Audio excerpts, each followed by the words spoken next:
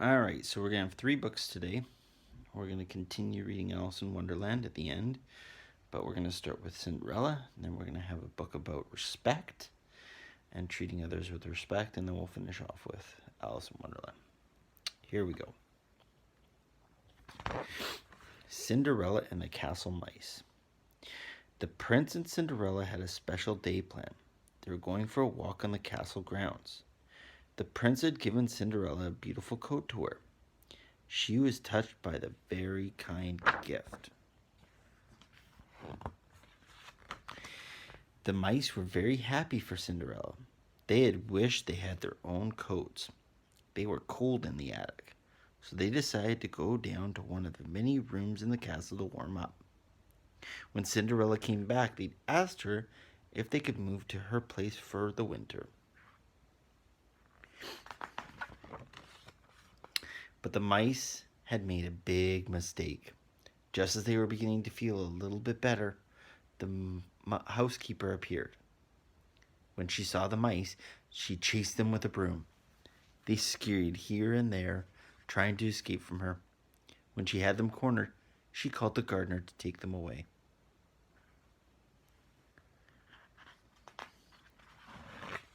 The kind gardener wanted the mice to be cozy and safe, so he took them out to the barn.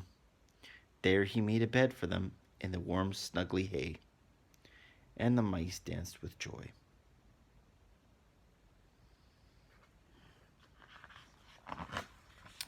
Meanwhile, the prince and Cinderella were enjoying their walk together. Cinderella was nice and warm in her coat.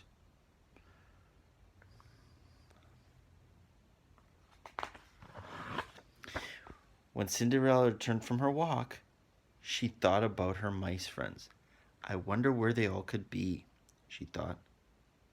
But the mice were having a great time out in the barn with the friendly horses who let them sleep in their warm manes. Cinderella needn't have worried.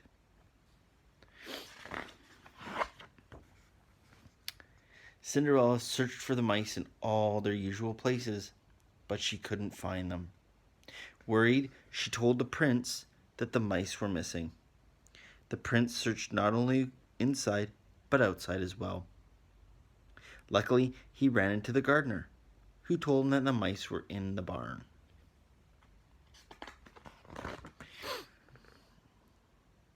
Right away, Cinderella went to the barn and saw that her friends were warm and happy. They told her how the gardener had taken care of them.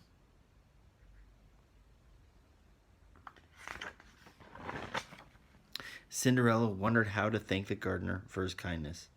She had an idea. She threw a ball and made him the guest of honor. The prince thought it was a wonderful idea and suggested that the mice also attend. The ball was a success, but Cinderella had one more surprise for her mice friends. She had made each of them a coat so that they could join her and the prince for a special dance outside. And from then on, wherever the mice went, they'd be warm. Thanks to Cinderella. The end. So there's our first book. Show some respect.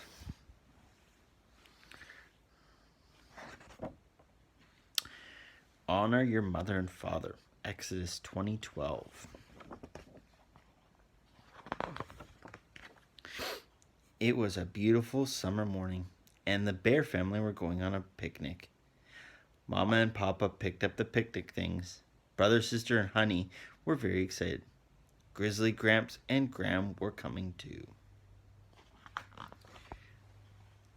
I made a pot of my special wilderness stew for the picnic, said Gran. Said Gramps. Wilderness stew is my favorite. Yucko, muttered Brother. Wilderness stew? Not one of my favorites. Sister laughed. What was that, Brother? Said Mama. Oh, nothing, Mama, said Brother. Come on, sis, let's go pick out a good picnic spot. The family headed down the sunny dirt road to find the perfect spot for the picnic. Sister and brother ran ahead. Wait for us, please, cubs, said Mama. but sister and brother paid no attention. Said Mama, none too pleased. I remember a good picnic spot right in those trees, said Papa. We used to come here when I was in school. That was about 100 years ago, said Sister. It's pretty run down now. Let's find a better spot. Said Papa, none too pleased. I know a lovely spot down by the pond, said Mama. Papa and I came here on our first date. That was an awful long time ago, said Brother. It's full of mosquitoes. Now, let's find a better spot.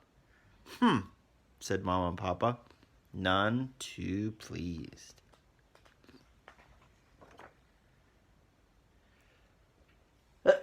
Excuse me. I recall a time when Gramps and I went on a picnic on top of Big Bear Hill, said Gran, as they went on their way. That was a lovely view. And now, Gran, interrupt Ma, we don't want to climb all the way up Big Bear Hill. Let's find a better spot. Said Gran. What'd she say? None too pleased. The Bear family trudged along the countryside. They were getting hungry, hot, and tired. I have a good idea for a picnic spot, said Gramps. How about we all... Now, Gramps, interrupted Pa, we don't need any help. We know what we're doing. Gramps stopped short. Now, just a doggone minute, he said. It seems to me that you folks aren't showing much respect for your elders. That's right, agreed Gran. Brother and sister are being disrespectful to Ma and Pa. And Ma and Pa are being disrespectful to you and me, added Gramps. You know, us old folks know a thing or two. As the Bible says, age should speak. Advanced years should teach wisdom. But Gramps, said Pa. But me no buts, sonny, said Gramps. A wise son heeds his father's instructions, he added, quoting the Bible again. Sonny, said brother and sister. It had never occurred to them Papa was someone's sonny.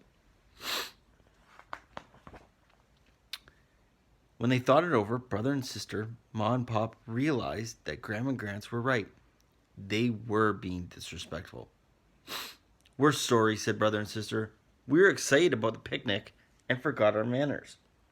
We'll be sure to show some more respect from now on. We're sorry too, said Ma and Pa. We know we shouldn't speak to our elders that way. That's fine, smiled Gran. All is forgiven. Now come along. Gramps will pick a picnic spot for us. He's Bear Country's foremost picnic spot picker-outer. Yes, indeedy, said Gramps. Besides, if we leave it up to all of you, we might starve. Where are we going, Gramps? Asked brother and sister as Gramps led them across the countryside. Never fear, said Gramps. Grizzly Gramps, the picnic spot picker-outer, is here. They marched over hill and dale, through wood and field. Now there's the perfect picnic spot, said Gramps at last. But Gramps, said sister, that's your own house. That's right, young'un, he smiled. Did you ever hear of a backyard picnic? Gramps and Pa got the grill fired up, and they added honey-grilled salmon to Gran's wilderness stew. Said brother and sister. Honey-grilled salmon? That's our favorite.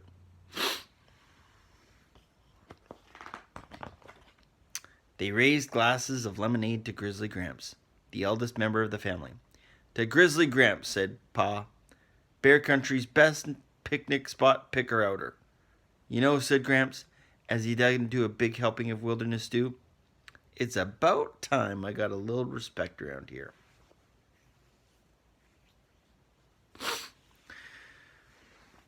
What does respect others mean? To whom should we show respect? Do we have to show respect to those older than we are? So respect means that you show courtesy and love to those around you. It means that you do unto others how they would have do to you. So if you don't want to have someone steal a pen from you, you don't steal a pen. If you don't want someone to take a book from you, you don't take a book. If you don't want someone to sit in your box, then you don't sit in theirs. Sometimes it's hard, but we have to think about how we would want the other person to treat us. Have you ever felt that someone did not give you respect that you deserved? How did that make you feel? Did you talk about it with that person? So have you ever felt that someone treated you with disrespect, or took your pen, or sat in your box, or took your toy? And how did that make you guys feel? Bet you made it feel kind of frustrated and sad that they didn't respect your property. Have you shared that with the person? Have you sat down with that person and said, that made me upset, that made me frustrated, that made me sad? Sometimes that's all we need to kind of get back on track, is to kind of share our feelings with that person. I know that helps me. So let's make sure that we try to respect each other every single day. Let's ask ourselves in our brain if we're being respectful before we do something. Is taking a phone out of someone's hands respectful? Is stealing someone's box respectful? Taking something from someone's hands without asking, is that respectful? Let's make sure that we show some respect. Okay? All right. Alice in Wonderland. So let's review the first chapter. First chapter was called Down in the Rabbit Hole. Right? And Alice fell down the rabbit hole. Right? And then once she landed, what did she see? Do you guys remember? A table. That's right. And it had a drink on top, and it said, "Drink me." That's right. And then what happened when she drank it? Can you guys tell me? Yep, she grew smaller. That's right. And then there was a cake. And when she ate the cake, she grew a little bit bigger, and she was able to get through that hole. Okay. Chapter 2, The Pool of Tears. "Life is getting curiouser and curiouser," cried Alice, who was so surprised that for the moment she quite forgot how to speak good English. "Now I'm opening out like the largest telescope in the world." Looking down at her feet, she saw to her amazement that they were so far away that they were almost out of sight. "Goodbye, feet," she called. "Oh, my poor little feet. I wonder who will put on your shoes and stockings for you now, dears. I'm sure I won't be able.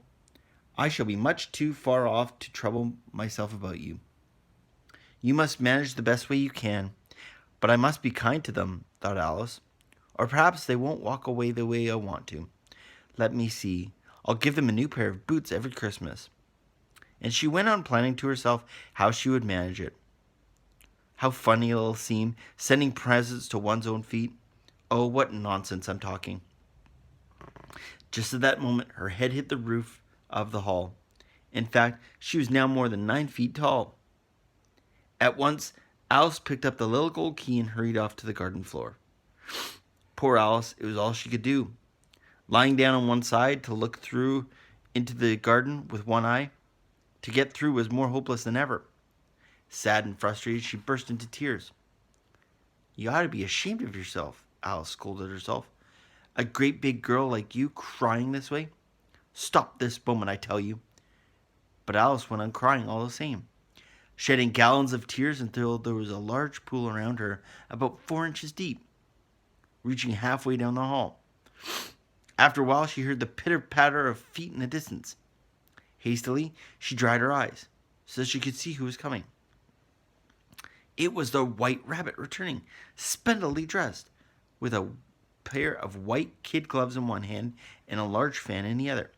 He came trotting along down in a great hurry, muttering to himself, "Oh, the Duchess, the Duchess! Oh, think how angry she'll be if I've kept her waiting." Alice was so desperate that when she came, Alice was so desperate that she was ready to ask anyone for help. So when the rabbit came near, she approached him timidly. "If you please, sir."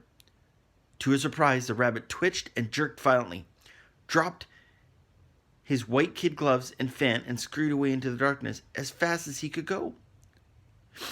Alice picked up the fan and gloves, and as the hall was very hot, she fanned herself madly.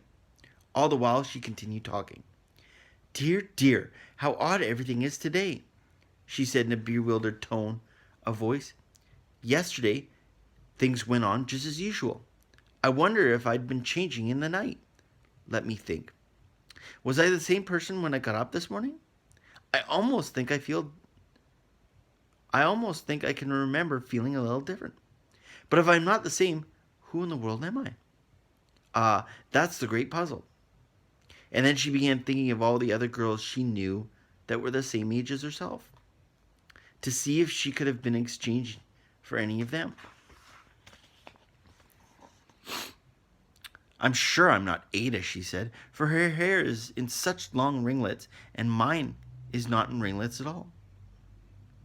I can't be Mabel, for I know all sorts of things, and she knows such a very little. Besides, she's, and and oh dear, how puzzling it all is." As Alice spoke, the wheels in her mind kept turning. I tried to remember if I could still see all the things I used to know. Let's see, 4 times 7 is... Oh dear, I shall never get to 20 at that rate. Let's try geography. London is the capital of Paris, and Paris is the capital of Rome. No, that's all wrong. I'm certain. I must have been changed for Mabel. I'll try and say, how doth the little... With that, she crossed her hands in her lap, as if she was repeating lessons. But her voice sounded hoarse and strange, and the words did not come out quite the same way they used to. How doth the little crocodile improve his shining tail, and pour the waters of the Nile on every golden scale? How cheerfully he seems to grin, and how neatly spread his claws, and gently little fishes in with smiley, gently jaws. I'm sure those aren't not the right words, said Alice, and her eyes filled with tears again. As she went on, I must be Mabel after all. I shall have to go and live in that funny little house, and have hardly any toys at all to play with, and ever so many lessons to learn. No, I've made up my mind about it. If I am Mabel, I'll stay down here. I'll be no use to anyone to put their head down the hole and say, come up again, dear. I shall only look up and ask, who am I then? Alice took a deep breath, paused for a minute, and then continued, tell me who I am first. If I like that person, I'll come up. If not, I'll stay down here till I'm someone else. But oh dear, the bewildered girl cried with a sudden burst of tears. I do wish someone would put their head down here. I'm so very tired of being alone. As she spoke, Alice looked down at her hands and was surprised to see that she had put on one of the rabbit's little white kid gloves while she was talking. How could I have done that? She wondered. I must be growing small again. She got up and went to the table to measure herself by it, and found that, as nearly as she could guess, she was now about 2 feet high and was continuing to shrink rapidly. She soon realized that the fan she was holding was the cause of this. She dropped it hastily, just in time to save herself from shrinking away altogether. That was a narrow escape, said Alice, frightened at a sudden change, but very glad to find herself still in existence. And now for the garden. The determined girl ran quickly back to the little door, but it was shut again, and the gold key was lying on the glass table as before. Oh, things are worse than ever, thought Alice, for I never was as small as this before, never, and I declare it's too bad that it is. At that moment her foot slipped, and in another moment, splash, She was up to her chin in salt water. Alice first thought she had fallen into the sea, but then she realized that she was in the pool of tears which she had made when she was 9 feet tall. "Oh, I wish I hadn't cried so much," said Alice, as she swam about, trying to find her way out. "I shall be punished for it now by being drowned in my own tears. That'll be odd to be sure. However, everything is odd today." Just then she heard something splashing about in the pool not far away. At first she thought it must be a walrus or a hippopotamus, but then she realized how small she was now and realized the creature was a mouse. Would it be of any use now, thought Alice, to speak to this mouse? Everything is so strange down here. I should think it's very likely he can talk. At any rate, there's no harm in trying. So she began. "Oh, mouse," she wailed, "do you know the way out of this pool? I am very tired of swimming about here. Oh, mouse." Alice thought this must be the right way of speaking to a mouse, although she had never done such a thing before. The mouse looked at her rather inquisitively and seemed to wink with one eye. Yet he didn't say anything. Perhaps he doesn't understand English, thought Alice. I dare say he's a French mouse that came over with William the Conqueror. However, the imaginative girl, with all her knowledge of history, didn't have the slightest notion how long ago anything had happened. So she asked him the first question that appeared in her French lesson book. "Où est Machada?" She knew, of course, that in English that meant, "Where is my cat?" Probably didn't do my French right. Suddenly the mouse leapt out of the water and quivered all over with fright. "Oh, I beg your pardon," cried Alice hastily, afraid she had hurt the poor animal's feelings. "I quite forgot you don't like cats." "Not like cats!" the mouse shrieked. "Would you like cats if you were me?" "Well, perhaps not," admitted Alice in a soothing tone. But don't be angry about it. How I wish I would show you our cat, Dinah. I think you'd take a fancy to cats. If you would only meet her." "She's such a dear, sweet thing," Alice went on, as she swam lazily about in the pool. "She sits, purring so nicely by the fire, licking her paws and washing her face. She's good at catching mice, too." "Oh, I beg your pardon," cried Alice again, as she saw the mouse bristle. We won't talk about Dinah any more, if you'd rather not." "We indeed," cried the mouse, who was trembling down to the end of his tail. "As if I would talk about such a subject. Our family always hated cats. Nasty, low, vulgar things. Don't let me hear that name again." "I won't indeed," said Alice, anxious to change the subject. Are you fond of dogs?" The mouse did not answer, so Alice continued eagerly. "There's such a nice little dog near our house, a bright-eyed terrier who fetches things when you throw them. He'll sit and beg for his dinner and all sorts of things. Actually, he belongs to a farmer who says he kills all the rats and..." Oh dear," cried Alice. I'm afraid I've frightened you again." How right she was, for the mouse was swimming away as fast as he could go, and making quite a commotion in the pool, too. So Alice called softly after him, "Mouse, dear, do come back, and we won't talk about cats or dogs either, if you don't like them." When the mouse heard this, he turned around and swam slowly back to Alice. His face was quite pale, and he said in a low, trembling voice, "Let us get you to the shore, and I'll tell you the story of my life. Then you'll understand why I hate cats and dogs." It was high time to go. The pool was getting crowded with all the birds and animals that had fallen into it. Alice could not quite believe her eyes. She looked around at the great pool of water that had once been her very own tears. It was unusual enough that she had been so big that she could have cried a pool now big enough for her to swim in, and the mouse as well. But now there was barely room for the two of them. All sorts of creatures were swimming in Alice's tears. There was a duck and a dodo, a big, rather clumsy bird that didn't fly, also a brilliantly colored parrot known as a lory, an eaglet, and several other curious creatures. Alice led the way, and the whole party swam to shore. So next chapter, a caucus race and a long tail. So we'll leave it there for today. We're on chapter 3 now. And we'll try to read chapter 3 tomorrow. Maybe we'll read another book about how our actions should be with everyone, and maybe a superhero book, or maybe another book about,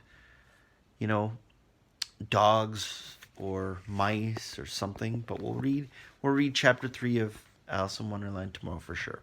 So hope to read to you guys tomorrow, and hopefully you guys will be active listeners, and hopefully you guys will respect each other, and hopefully you guys will treat each other with love and kindness.